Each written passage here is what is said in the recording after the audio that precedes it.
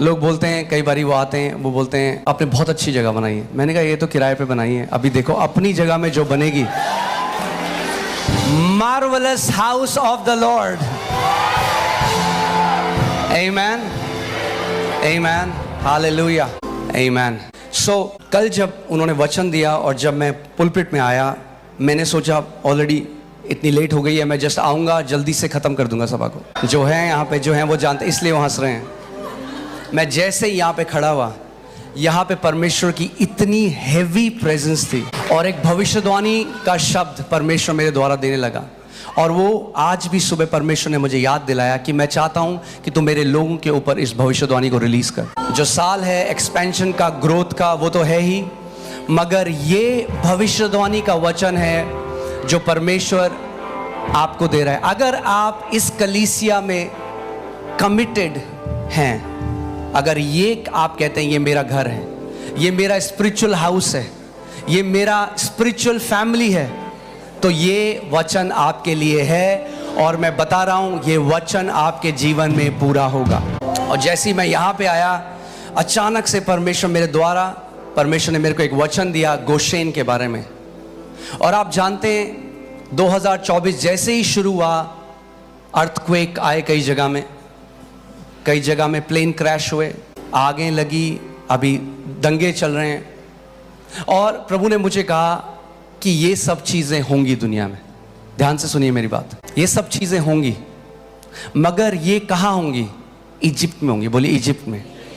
Egypt दर्शाता है दुनिया को। आप दुनिया में हैं, मगर आप दुनिया के नहीं हैं। जब इजराइली जो परमेश्वर के लोग थे, जब वो बंधुआई में थे मिस्र में, तो वो एक जगह में थे जिसका नाम था गोशेन। ठीक है, कहाँ पे थे वो? बोले मिस्र में थे। मिस्र में थे, मगर मिस्र में एक अलग जगह में थे जिसका नाम गोशेन था, मगर थे सब मिस्र में। और वो एक प्रोफेटिक पिक्चर है, एक भविष्यवाणी की तस्वीर है हम लोगों के लिए कि हम दुनिया में हैं मगर दुनिया के नहीं, अलग भी किए हुए हैं दुनिया से। और गोशेन की एक खास बात ये थी कि जो कुछ इजराइली के, जो कुछ इजिप्ट में होता था, जो कुछ मिस्र में होता था, वो गोशेन में नहीं होता था। हालेलुया। मिस्र में जब रोना और विलाप करना था तो गोशेन में नाचना और गाना था। जब मिस्र में अंधकार था तो गोशेन में उजियाला था। जब मिस्र में मातम था और मृत्यु थी, यहाँ पे जीवन था और सेलिब्रेशन था। और परमेश्वर ने कहा वैसा ही तुम लोगों के साथ होगा। जो कुछ दुनिया को छूने की अनुमति है, जिस चीज को, चाहे वो महामारी हो, चाहे वो एक्सीडेंट हो, चाहे वो अर्थक्वेक हो, चाहे वो प्रलय हो, कुछ भी हो, जो कुछ दुनिया को छूने की जिसको अनुमति है, उसको आपको छूने की अनुमति नहीं है यीशु मसीह के नाम में। मैं इस प्रोफेसी को रिलीज करता हूं। आप आत्मिक गोशेन में हैं। आपके बगल में 1000, आपके दाहिने ओर 10,000 गिरेंगे, मगर वो आपके निकट नहीं आएगा यीशु के नाम में। हालेलुया। क्या आप विश्वास करते हो? जोर से आमेन बोलो। मैं इस भविष्यवाणी को आपके ऊपर रिलीज करता हूं। आप आत्मिक गोशेन में हैं। अगर आप कलीसिया में बोए गए हैं, अगर आप गोशेन में हैं। जो रिसेशन, इसी मैं आपको क्यों ये बात बता रहा हूं, क्योंकि कई भविष्यवाणी आएंगी, आप सुनेंगे, आपका मन विचलित ना हो।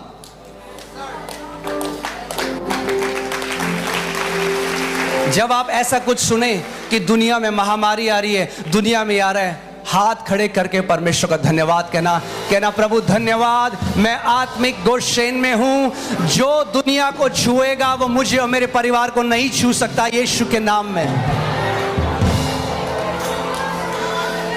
Hallelujah, hallelujah. सो दुनिया में जो भी आए, जो भी हो, वो आपके लिए नहीं है, आपके लिए नहीं है। आमीन। जब मिस्र में मातम था, पहलौठे मर चुके थे सबके, इजरायलियों का एक भी इजरायली का बाल भी बांका नहीं हुआ। आमीन। मैं चाहता हूं आप इस प्रोफेसी को, आप इस भविष्यवाणी को अपने आगे रखें पूरे साल। आमीन। बट मैं आपको ये भी बता रहा हूं कि ये आप जानते हैं, हर एक प्रोफेसी अपने आप ऑटोमेटिकली पूरी नहीं होती। आपका उसमें एक दायित्व है। बोलो मेरा एक दायित्व है। आपका एक दायित्व है उसको पूरा करना। ऑटोमेटिकली नहीं होगा, आपका एक पार्ट है। उनको गोशेन में रहना था अगर उन्हें प्रोटेक्शन में रहना था। अगर वो गोशेन से छोड़कर इजिप्ट के खेमे में चले जाते तो उसी समय उनका भी घात हो जाता। अगर आप दुनिया की तरह जिएंगे, दुनिया में रहेंगे, अगर आप परमेश्वर के भवन में बोए नहीं गए, नहीं, हमें विश्वास योग्यता के साथ परमेश्वर के भवन में बने रहना है। आमेन। तो मैं आज आपको 5 चीजें बताऊंगा जो जिंदगी भर आप गोशेन में रहेंगे। जब आप सुनेंगे सबके आप बैठ जाइए प्लीज। जब आप सुनेंगे कि सबके फाइनेंस नीचे जा रहे हैं, आप जानते हैं कोविड में क्या हुआ? हालेलुया। आप जानते हैं कोविड में क्या हुआ? जल्दी से बैठा वॉलंटियर्स उनको प्लीज। आप जानते हैं कोविड में क्या हुआ? सबके फाइनेंसेस हिट होने लग गए दुनिया में। प्रभु के लोगों के साथ क्या हुआ? मैंने जिस भी सच्चे परमेश्वर के बंदे की गवाही दी वो बढ़ते गए, बढ़ते गए, बढ़ते गए। जब दुनिया का इकोनॉमी नीचे जा रहा था, परमेश्वर के राज्य के लोगों की इकोनॉमी ऊपर जा रही थी। क्यों? क्योंकि हम अलग किए हुए लोग हैं। बोलो, मैं अलग किया हुआ हूं। मैं दुनिया में तो हूं मगर दुनिया का नहीं हूं। इसका मतलब हम दुनिया की तरह नहीं सोचते, हम दुनिया की तरह नहीं बोलते, हम दुनिया की तरह नहीं देखते। हमारा देखना अलग है, हमारा बोलना अलग है, हमारा चलना अलग है, हमारा मनन करना अलग है, हमारा विश्वास करना अलग है और हमारा संगति करना अलग है। और जिस चीज से हमें प्लेजर मिलता है वो भी अलग है। हमें प्लेजर मिलता है परमेश्वर की उपस्थिति में रहने से। आमीन, हालेलुया। वाह, बहुत मजा आने वाला है, बहुत मजा आने वाला है। मैं बहुत एक्साइटेड हूँ। मगर केवल एक्साइटमेंट ही काफी नहीं है। अगर एक देखो, जब एग्जाम होता है ना, जिसने पूरी तैयारी करी है ना, वो बहुत एक्साइटेड होता है कि नहीं? मगर जिसने बिल्कुल पढ़ाई नहीं करी बहुत डरा होता है। तैयारी करने का समय, तैयारी करने का समय है। परमेश्वर यहोशू से कहता है अपने लोगों को बोल कि अपने आप को अलग करें, सैंटिफाई करें, क्योंकि कल को मैं तुम्हारे बीच में बड़े बड़े काम करने वाला हूं। ये समय है तैयारी करने का। पुरस्कार से पहले हमेशा तैयारी है। मैं फिर से बोलता हूं इस बात को। मेडल कभी भी उसको नहीं मिलता जिसने तैयारी नहीं करी। मेडल सिंपैथी से नहीं दिया जाता, मेडल तैयारी का दिया जाता है। आमीन। और परमेश्वर का वचन कहता है वो हमें रिवॉर्ड देने वाला परमेश्वर है, वो हमें पुरस्कार देने वाला परमेश्वर है। तो पड़ोसी को बोलो, पड़ोसी 2024 तैयारी करने का साल है। आमीन। मिलकर तैयारी करेंगे, बहुत मजा आएगा। हालेलुया। मैं आपको 5 चीजें आज बताने चाह रहा हूं और ये वर्ड है 2024 के लिए, इस कलीसिया के लिए। आपका आत्मिक अगुवा होने के कारण अगर आप इस बात का आदर करते हैं, अगर आप समर्पित हैं, तो मैं चाहता हूं कि इस वचन को आप कैजुअली ना सुने, हल्के में ना लें, क्योंकि ये वचन दिनों की फास्टिंग प्रेयर के बाद परमेश्वर ने हमें दिया है। ये आपके लिए है, आपकी जनरेशंस के लिए है। ये केवल एक सरमन नहीं है। ऐसा नहीं है कि केवल कुछ ना कुछ तो बोलना है तो कुछ भी बोल दिया। ये परमेश्वर का जीवित वचन है जो आपको और आपके परिवार को जीवित रखेगा। आमीन, हालेलुया। पहली चीज जो आपको, और हम आपको वो पॉइंट्स दे देंगे आगे, हमारी मीडिया टीम से मैं बोलूँगा, हम प्रिंट आउट निकाल देंगे अगले संडे। आप इसको अपने घर ले जा सकते हैं, अपने आगे रख सकते हैं। मगर पहली चीज़ जो वचन परमेश्वर ने सुबह मुझे दिया आपको देने के लिए, वो पहला पॉइंट है, विश्वास में दृढ़ हो जा। मैं चाहता हूँ अपने पड़ोसी को बोलो, पड़ोसी विश्वास में दृढ़ हो जा, विश्वास में दृढ़ हो जा। आमीन। परमेश्वर चाहता है कि आप विश्वास में दृढ़ हो जाएं। आप जानते हैं क्यों? क्योंकि बिना विश्वास के आप रिसीव नहीं कर सकते जो परमेश्वर आपकी लाइफ में देना चाहता है। कितने लोग ध्यान से सुन रहे हैं मेरी बात? विश्वास उस पाइपलाइन की तरह है जिससे, देखिए विश्वास, ध्यान से सुनिएगा। कई लोग कहते हैं हाँ जी विश्वास सब कुछ है। विश्वास कुछ भी नहीं है और विश्वास सब कुछ भी है। ध्यान से सुनिए मेरी बात। विश्वास उस पाइपलाइन की तरह है मगर सामर्थ विश्वास में नहीं है। ध्यान से सुने आप लोग। सब लोग हाँ जी विश्वास तो सब कुछ है, कुछ भी बोलो जी, कुछ भी नाम बोलो जी, विश्वास होना चाहिए जी, विश्वास होना चाहिए। वो नॉनसेंस बात है। विश्वास होना चाहिए, अरे किस बात पे विश्वास होना चाहिए? हमारा विश्वास उस जीवित परमेश्वर पे है। तो आपको सरल भाषा में समझाता हूं कि आपको आराम से समझ आए, कि आप दूसरों को समझा सकें, फिर वो औरों को समझाए। विश्वास उस बिजली की तार की तरह है जो आपके घर के अंदर लगती है। जब आप घर बनाते हैं तो क्या करते हैं? उसमें बिजली की तार लगाते हैं। अगर आपकी बिजली की तार केवल कम कॉइल की है, अगर आपकी बिजली की तार कम कॉइल की है, जब ज्यादा पावर उसमें आती है तो क्या होता है? शॉर्ट सर्किट हो जाता है ना? तो चाहे ट्रांसफार्मर जो आपके घर के बाहर हो उसमें 10,000 किलोवाट की बिजली है, मगर आपके घर उतनी ही बिजली आएगी जितनी आपकी तार में कैपेसिटी है। आमीन। सो हमें परमेश्वर और दे, परमेश्वर और दे। परमेश्वर कह रहा है अपनी कैपेसिटी बढ़ा। मैं तो और दे दूंगा, शॉर्ट सर्किट हो जाएगा, हैंडल कर सकता है, मैं और दे दूंगा तो। मगर अगर मेरे घर में केवल तार लगी है और मैं कहूं हाँ जी तार ही सब कुछ है, जी तार ही सब कुछ है, और अगर वो जुड़ी नहीं है कहीं, तो क्या करंट आएगा? तो विश्वास अपने आप में कुछ कर सकता है? नहीं कर सकता। दुनिया बोलती है हाँ जी हम विश्वास करते हैं, तभी तो कुछ नहीं होता तुम्हारे साथ। अगर विश्वास, मगर हमारा विश्वास विश्वास में नहीं है। बोलो मेरा विश्वास विश्वास में नहीं है। ये कैसा विश्वास हो जो विश्वास में विश्वास है? हमारा विश्वास जीवित परमेश्वर में है। सामर्थ विश्वास में नहीं है, सामर्थ जीवित परमेश्वर में। विश्वास उस तार के टांके की तरह है जो परमेश्वर पे लग जाता है, और वो जो उसकी सामर्थ है हमारे जीवन में आने लग जाती है। हालेलुया। कितने लोगों को समझ आ रही है मेरी बात? सो हमारा विश्वास विश्वास में नहीं है, हमारा विश्वास जीवित परमेश्वर के ऊपर है। अब ध्यान से सुनिए, अब जीवित परमेश्वर है मगर विश्वास नहीं है तो भी कुछ नहीं आना। ट्रांसफॉर्मर घर के बाहर है और तार ही नहीं लगी हुई तो घर के अंदर कुछ नहीं आना। तो दोनों चाहिए, बोलो दोनों चाहिए। विश्वास जीवित परमेश्वर के ऊपर। और परमेश्वर कौन है? यूहन्ना 1:1, आदि में वचन था, वचन परमेश्वर के साथ था और वचन ही परमेश्वर था। यानी हमारा विश्वास परमेश्वर के वचन के ऊपर है। आमीन। अब परमेश्वर आपका पिता एक चीज चाहता है, वो चाहता है कि आप विश्वास में दृढ़ हो जाएं। यानी परमेश्वर कह रहा है अपनी कैपेसिटी बढ़ा लो, क्योंकि मैं पावर बढ़ाने वाला हूं पीछे से। आपने अभी तक आपके घर में एसी नहीं थे, आप किराए के घर में रहते थे, कूलर लगाते थे, चल रहा था। फिर आपने क्या किया? 4 एसी लगा दिए, चारों बेडरूम में 4 एसी लगा दिए। इलेक्ट्रीशियन आया, बोला सर एसी तो बढ़िया है, बिल्कुल बढ़िया है, मगर आपकी तार झेल नहीं सकती इतना पावर। तो एसी के साथ आपको क्या करना पड़ेगा? आपको तार भी अपग्रेड करनी पड़ेगी। तो विश्वास को अपग्रेड करने का टाइम आ गया है। आमीन। सो फिर से पड़ोसी को बोलो, बोलो पड़ोसी विश्वास में दृढ़ हो जा।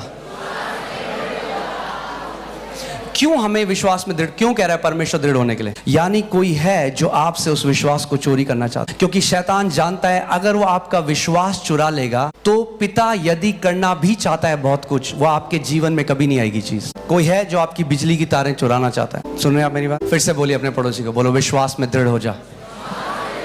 मैं चाहता हूं ये 5 जो चीजें, जो 5 कुंजियां मैं आपको बताऊंगा, ये आप अपने घर पे लगा दें, इसको मनन करें रोज, और इसके हिसाब से हम पूरा साल चलेंगे। ये आज का मना केवल आज के लिए नहीं है, ये वचन हमारे पूरे 2024 के लिए है। आमीन। हालेलुया। पहला पत्रस 5:9 हम पढ़ेंगे साथ में। इसमें लिखा है विश्वास में दृढ़ होकर और यह जानकर उसका सामना करो कि तुम्हारे भाई जो संसार में है ऐसा ही दुख सह रहे हैं। हालेलुया। विश्वास आपको एंड्योरिंग पावर देता है, सहने की ताकत देता है। जब दुनिया में जो कुछ भी हो रहा है, अगर आप विश्वास में दृढ़ हैं तो आप खड़े रहेंगे अडिग। आमीन। और परमेश्वर का वचन क्या कहता है? परमेश्वर को क्या चीज प्रसन्न करती है? विश्वास। क्या चीज प्रसन्न करती है? जोर से बोलिए। बाइबल कहती है इब्रानी 11:6 में कि बिना विश्वास के परमेश्वर को प्रसन्न करना अनहोना है, यानी असंभव है, इम्पॉसिबल है। आप परमेश्वर को बिना विश्वास के प्रसन्न नहीं कर सकते। क्यों? क्योंकि जब आप परमेश्वर को विश्वास नहीं देते, आप उसको लिमिट करते हो, उसको सीमित करते हो आपको ब्लेस करने के लिए, और परमेश्वर को वो अच्छा नहीं लगता। विश्वास परमेश्वर को वो फ्रीडम देता है कि वो अपनी पावर को मैनिफेस्ट कर सके आपकी लाइफ में। आमीन। विश्वास कैसे आता है? बोलो सुनने से। कैसे आता है? इसका मतलब अगर आपको विश्वास में दृढ़ होना है, आपको वो बंदा बनना है जो सुबह शाम परमेश्वर के वचन को सुने। कई लोग हैं ना जो जगजीत सिंह सुनते हैं सुबह शाम, कई लोग हैं हनी सिंह सुनते हैं सुबह शाम, इसीलिए उनका जीवन भी वैसी हो जाता है। ध्यान से बाइबल करती है जिनका तुम उन अनुकरण करते हो उनके जीवनों को ध्यान से देखो। जो हनी सिंह सुनते हैं क्या होगा? वैसी हो जाएगा जो उसके साथ हुआ। ध्यान से सुनो कौन वो लोग हैं जिनको आप फॉलो करते हो, कौन वो लोग हैं जो आपके आइडल हैं, कौन वो लोग हैं जिनके गाने आप सुनते हो, जिनकी पिक्चरें आप देखते हो। जब उनके जीवन के जो फल हैं आपके जीवन में आने लग जाएं तो सरप्राइज मत हो जाना, क्योंकि बाइबल बताती है जैसा आप बिहोल्ड करोगे, जैसा आप देखोगे वैसे ही आप बन जाओगे। आमीन। इसीलिए जरूरी है फिल्टर लगाना। बोलो फिल्टर लगाओ। फिल्टर लगाना बहुत जरूरी। इसीलिए हमने उपवास किया। क्यों? कि ताकि हम इस शरीर की जो लालसाएं हैं उनके ऊपर हम प्रभुता कर सकें। कि कई लोग हैं वो दुनिया को जीतना चाहते हैं, पहले अपने शरीर को तो जीतें, दुनिया को तो जीतेंगे। अगर मैं अपनी भूख को नहीं जीत सकता तो भूल जाइए कि मैं दुनिया में कुछ कर सकता हूँ। अगर मैं अपनी आंखों को कंट्रोल नहीं कर सकते, दुनिया को कंट्रोल करना चाहते हैं। अगर कंट्रोल करना है तो अपनी आंखों को कंट्रोल करें। ये वचन है हर एक उस सास के लिए, उस बहू के लिए, उस बेटे के लिए, उस दोस्त के लिए जो दूसरों को कंट्रोल करना चाहता है। बोलो अपनी आंखों को कंट्रोल करो। आमीन। क्योंकि जो आप आंखों से देखते हैं, यीशु मसीह ने कहा आपकी आंखें आपके शरीर का दिया है। आप जानते हैं आत्मिक जहां में इस दुष्ट आत्मा आपके अंदर लाइट है, एक लाइट। हर एक विश्वासी के अंदर लाइट है। यूहन्ना 1:4 लगा दीजिए, बाइबल बताती है उसके अंदर ज्योति था, ज्योति मनुष्य, उसके अंदर जीवन था, जीवन मनुष्य की ज्योति था। हर एक विश्वासी के अंदर लाइट है। आप जानते हैं अगर आत्मिक जहां में अगर आपकी आंखें खुल जाएं इस समय तो आप लाइट देखेंगे यहाँ पे बैठे हुए। मगर बात यह है कि हर एक लाइट समान नहीं होगा, उसका प्रकाश एक इंटेंसिटी से नहीं जल रही होगी। कोई 10 वॉट होगा तो कोई 15 वॉट होगा, कोई 25 वॉट होगा, कोई 50 वॉट होगा, कोई 500 वॉट होगा, कोई 1000 वॉट होगा। वो आप डिसाइड करते हैं कि आप किस इंटेंसिटी से जलेंगे। परमेश्वर नहीं कहता ये 0 वॉट का बल्ब है, जिंदगी में 0 वॉट ही रहेगा। परमेश्वर ने सबको समान माप दिया है। हम सब एक साथ बढ़ते हैं, सबको एक ही जगह से शुरुआत होती है। किसी को बेनिफिट नहीं है। पहले यीशु मसीह ने भी शून्य से शुरुआत करी, हमें दिखाने के लिए कि हम शून्य से शुरुआत करते हैं। आमीन। तो यीशु ने कहा हमारी आंखें शरीर का दिया है। इन आंखों से आप जो देखते हो वो ये डिसाइड करता है कि आपके अंदर लाइट कितनी जलेगी। अगर आप गलत चीजें देखते हो, अंधकार की चीजें देखते हो, तो वो अंधकार को आप अपने अंदर आने देते हो और वो आपकी ज्योति को कम कर। और आत्मिक जहां में स्वर्गदूत, दुष्ट आत्माएं देख सकती हैं कि आप कितने वॉट के बल्ब हो, वहां कुछ छुपा नहीं है। आमीन। मैं आपको दूसरे समय का वचन है, कभी मैं आपको बाद में बताऊंगा कि हम उस ज्योति में कैसे बढ़ सकते हैं। मगर अभी इस वचन में रहते हैं तो हमें क्या करना है? विश्वास में दृढ़ रहना है। और विश्वास कैसे आता है? सुनने से। इंग्लिश बाइबल को अगर सही ट्रांसलेट करें मूल भाषा में तो उसमें लिखा है विश्वास सुनते रहने से आता है, सुनने से नहीं, सुनते रहने से। कैसे? बोलो सुनते रहने से। पड़ोसी को बोलो पड़ोसी सुनते रहो। एक बार सुनना काफी नहीं है। मैं आपको एक बात बताता हूं, ध्यान से सुनिए इस बात को। इस कलीसिया में सबसे ज्यादा फल, क्योंकि एक अगुवा होने के नाते मैं देखता हूं जितने लोग यहाँ पे आते हैं, मैं आपको शायद पता नहीं होगा, मैं लीडर्स के साथ बैठता हूं, एक एक बंदे के बारे में सुनता हूं, आपके जीवन में क्या चल रहा है। हम रोज रात को लीडर्स आपके लिए प्रार्थना करते हैं। अगर आप इस कलीसिया का हिस्सा हैं, मैंने आपको पहले भी कहा था, हम आपके लिए कमिटेड हैं परमेश्वर की नजर में। हम उस बुलाहट को, उस ड्यूटी को हम हल्का नहीं जानते, क्योंकि एक दिन परमेश्वर का वचन कहता है हमें परमेश्वर के सामने जो यहाँ पर बोए गए उनका हिसाब देना पड़ेगा कि तूने मेरे लोगों के साथ क्या किया। आमीन। सो इसीलिए हम सारे लीडर्स हम लोग रात को मिलते हैं और हम आप सबके लिए प्रार्थना करते हैं। सो बोलो विश्वास कैसे आता है? सुनते रहने से। कैसे आता है? सुनते रहने से। सो इस कलीसिया में मुझे नाम से वो परिवार पता है। कई ऐसे हैं जो संडे को आते हैं, वचन सुनते हैं, नहीं सुनते पता नहीं, फिर चले जाते हैं। 10,000 प्रचारकों को सुनते हैं, उनके जीवन में कोई फल नहीं। मैं इसलिए नहीं कह रहा हूं कि आप किसी और को ना सुने, मेरे को ध्यान से सुनिए। हम इनसिक्योर नहीं, आप किसी और को ना सुने, मगर क्योंकि आप इस कलीसिया में बोए गए हो, परमेश्वर ने आपके ऊपर एक चरवाहा नियुक्त किया है। परमेश्वर जानता है आपको कौन से आत्मिक भोजन की जरूरत है।